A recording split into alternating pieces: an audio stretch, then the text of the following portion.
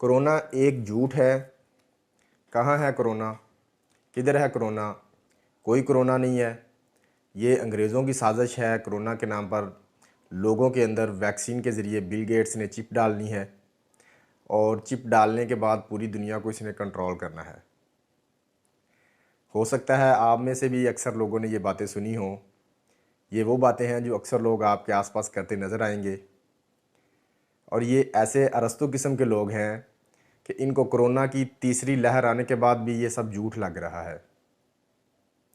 ان لوگوں کی باتوں میں آ کر بہت سارے لوگ جو ہیں وہ ایس او پیز پر عمل نہیں کر رہے، جس کی وجہ سے یہ بیماری ابھی تک ختم ہونے کا نام نہیں لے رہی۔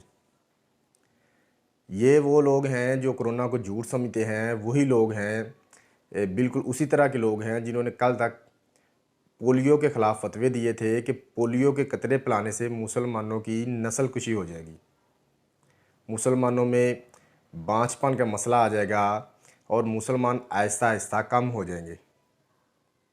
کیا ایسا ہوا؟ ہم سب نے پولیو کے قطرے پیے ہوئے ہیں اور الحمدللہ صاحب اولاد ہیں۔ پوری دنیا میں پولیو ختم ہو گیا، مگر پاکستان اور افغانستان میں جہالت کی وجہ سے ابھی تک پولیو مکمل طور پر ختم نہیں ہو سکا۔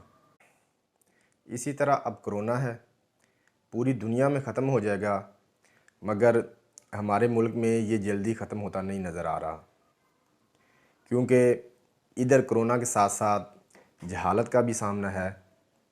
ایک صاحب میرے پاس آئے، مجھ سے بحث کرنا شروع ہو گئے کہ کرونا مسلمانوں کا کچھ نہیں بگاڑ سکتا، جن کا ایمان مضبوط ہے ان کو کرونا کچھ نہیں کہے گا۔ اب ایمان والی بات تو بالکل درست ہے، ہمارا بھی یقین ہے کہ اللہ تعالیٰ کی ذات ہی نے ہر بیماری سے بچانا ہے، اور شفا بھی اللہ پاک کی ذات نے ہی دینی ہے۔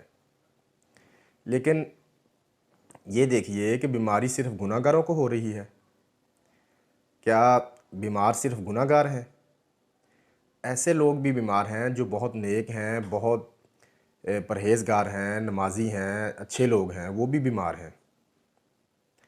جو دوسروں کو بیماریوں کا دم درود بھی کر رہے ہیں وہ بھی بیمار ہیں۔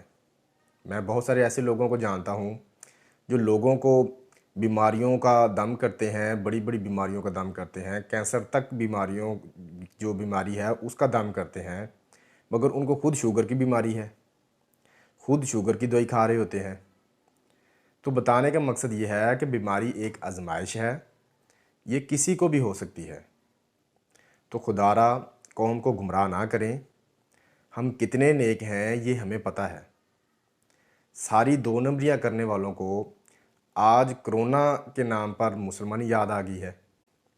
تو میری آپ سب سے گزارش ہے کہ ان جیسے لوگوں کی باتوں میں نہ آئیں۔ کرونا سے متعلق جتنے بھی ایس او پیز ہیں، جو احتیاطی تدابیر ہیں، ان پر عمل کریں۔ ماسک لگائیں، دوسروں سے 6 فٹ کا فاصلہ رکھیں، بار بار اپنے ہاتھ جو ہیں وہ دھوئیں، اچھی طرح دھوئیں اور 20 سیکنڈ کے لیے دھوئیں۔ ہاتھ دھوئے بغیر ناک، منہ اور آنکھوں کو ٹچ نہ کریں۔ کسی کو نزلہ زکام کھانسی ہو تو وہ خود کو دوسروں سے تھوڑا دور رکھے، تاکہ اگر خدا نہ خواستہ اسے یہ بیماری ہے تو وہ دوسروں کو یہ منتقل نہ کر سکے۔ اب سوچنے کی بات یہ ہے کہ اگر میں آپ کو ان احتیاطی تدابیر پر عمل کرنے کا بولتا ہوں، ماسک لگانے کا کہتا ہوں، تو مجھے کیا حاصل ہونا ہے؟ آپ کے ماسک لگانے سے، بار بار ہاتھ دھونے سے، دوسروں سے فاصلہ رکھنے سے مجھے کوئی پیسے نہیں ملنے، اور نہ ہی مجھے کوئی فائدہ حاصل ہونا ہے۔ اس میں فائدہ آپ کا ہی ہے۔ اس طرح ان احتیاطی تدابیر پر عمل کرنے سے آپ کرونا جیسی بیماری سے محفوظ رہیں گے۔ امید کرتا ہوں کہ آپ لوگوں کو میری بات سمجھ آ گئی ہوگی۔ یہ ایک چھوٹا سا میسیج تھا آپ سے شیئر کرنا تھا، تاکہ آپ اس طرح کے لوگوں کی باتوں میں آ کر ان کے پیچھے نہ لگیں، خود بھی ایس او پیز پر عمل کریں، اور اس طرح کے لوگوں کو بھی کرونا سے متعلق جتنے بھی ایس او پیز ہیں ان پر عمل کرنے کی تلقین کریں۔ ویڈیو اچھی لگے تو لائک اور شیئر ضرور کیجیے گا۔